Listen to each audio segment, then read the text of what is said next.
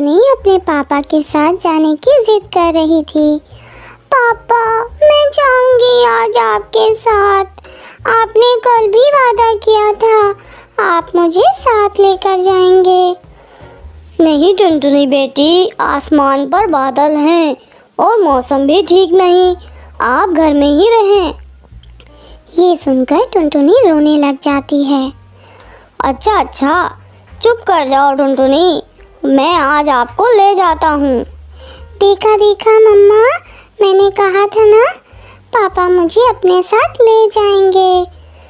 फिर टुन्नू भोजन की खोज के लिए निकलता है और टुनटुनी को साथ लेकर जंगल की तरफ चला जाता है। अभी वो जंगल में पहुंच ही रहे थे कि बारिश शुरू हो जाती है। टुनटुनी और उसके पापा एक घने पेड़ के नीचे खड़े हो जाते हैं। पापा, आप हमारे लिए कितनी मुश्किल से काम करते हैं। अपने बच्चों के लिए, अपने परिवार के लिए सबको ही ऐसा करना पड़ता है मेरी बेटी। पापा, मुझे भूख लगी है। आप इस पेड़ के नीचे बैठें, मैं अभी अपनी बेटी टुनटुनी के लिए कोई फल ले ढूंढ कर लाता हूँ। फिर टुन्नू अपनी बेटी टुनटुनी के लिए भोजन लेने जाता है। टुनटुनी वहाँ बैठकर बारिश के पानी से खेलने लगती है। वाह रे चील, तेरी किस्मत, ऐसी बारिश के मौसम में नरम नरम मांस, और वो भी अकेला छोटा पक्षी। चील खुशी से उड़ती है और अपने पंजों से टुनटुनी को उठाकर वहाँ से भाग जाती है।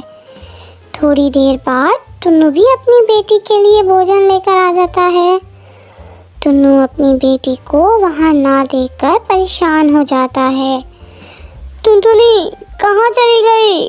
टुनटुनी, मेरी बेटी, आप कहाँ हैं? मेरी बेटी कहाँ चली गई? मैं क्यों गया अपनी बेटी को अकेला छोड़कर? मैं क्यों गया? उसे तो घर के रास्ते का भी मालूम नहीं है। शायद टुनटुनी घर चली गई होगी। अपने दिल को तसल्ली देते हुए टुन्नू अपने घर की तरफ टुन्नू जी, आप अकेले? मेरी टुनटुनी कहाँ है? टुनटुनी घर में भी नहीं है। नहीं टुन्नू जी, वो तो आपके साथ गई थी। मैं टुनटुनी को एक पेड़ के नीचे बिठाकर उसके लिए भोजन लेने गया था। जब मैं वापस आया तो टुनटुनी वहाँ नहीं थी। टुन्नू जी, वो चील मेरी टुनटुनी को खा गई होगी। मैंने कहा था, मैंने मना किया था, टुनटुनी को साथ ना लेकर जाएं। आप कहाँ मेरी सुनते हैं। टुनटुनी के माँ और पापा बैठे ऐसे रो रहे थे। चील ने टुनटुनी को अपने पेड़ के साथ रस्सियों से बांध दिया था। मेरे चिंकू, जल्दी से आओ, देख लो, फिर आप भी मेरे साथ शिकार करने जाया करोगे। मेरे चिंकू, जल्दी से उड़ना सीख लो, फिर आप भी मेरे साथ शिकार करने जाया करोगे। मगर मम्मा, ये तो बहुत छोटी है। तुमसे तो बड़ी है, ये चिड़िया होती ही छोटी हैं। चिंकू बेटा, आप थोड़ा इंतज़ार करें, मैं मिर्ची लेकर आऊँ, फिर शाम को अपने बेटे को चिड़िया का शोरबा पिलाऊंगी। वो चील मिर्चें लेने चली जाती है। मम्मा पापा, मुझे सब मालूम है, आप मेरी वजह से बहुत दुखी होंगे, मगर शायद अब मैं कभी आपको ना मिल सकूं। बारिश भी तेज़ थी और साथ हवा भी।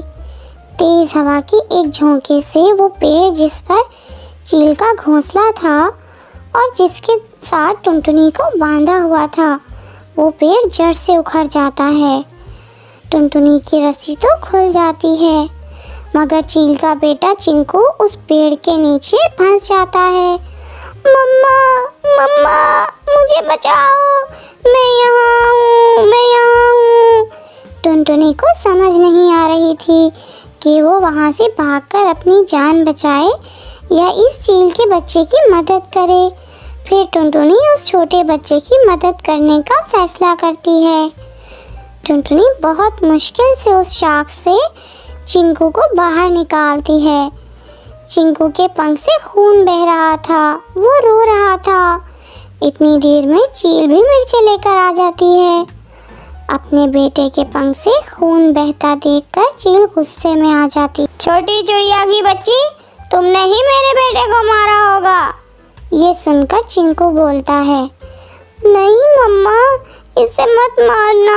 जैसे ही आप गईं तो ये पेड़ गिर गया और मैं पेड़ के नीचे दब गया था। अगर ये छोटी चिड़िया मुझे बाहर ना निकालती, मैं कब का मर गया होता।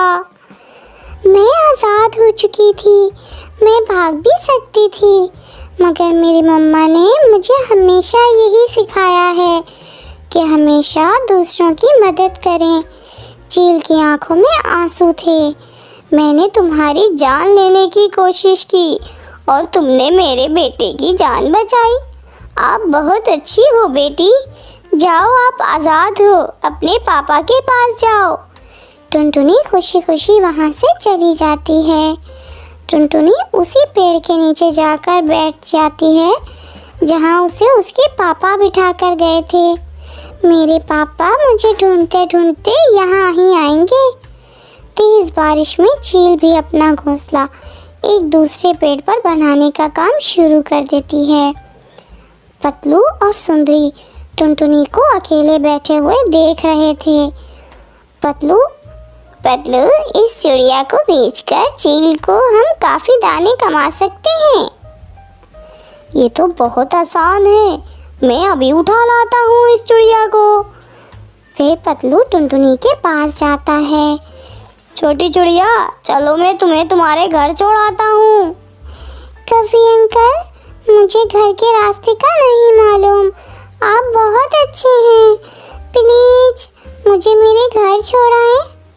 फिर टुनटुनी पतलू के साथ चली जाती है।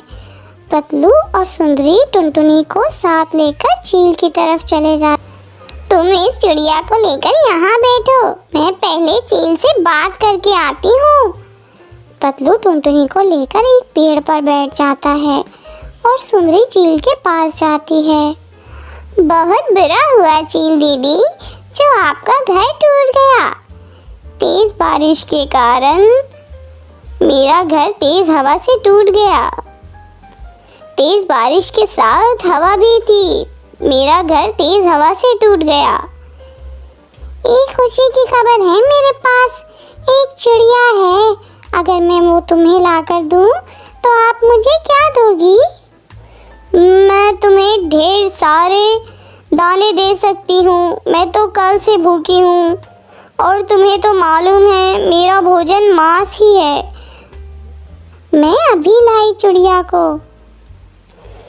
सुंदरी जाती है। चलो पतलू, इसे चिड़िया के साथ लेकर मेरे पीछे पीछे आओ। वो दोनों दुष्ट कौवे टुनटुनी को चील के पास ले जाते हैं। टुनटुनी, तुम इनके चुंगल में कैसे फंस गई?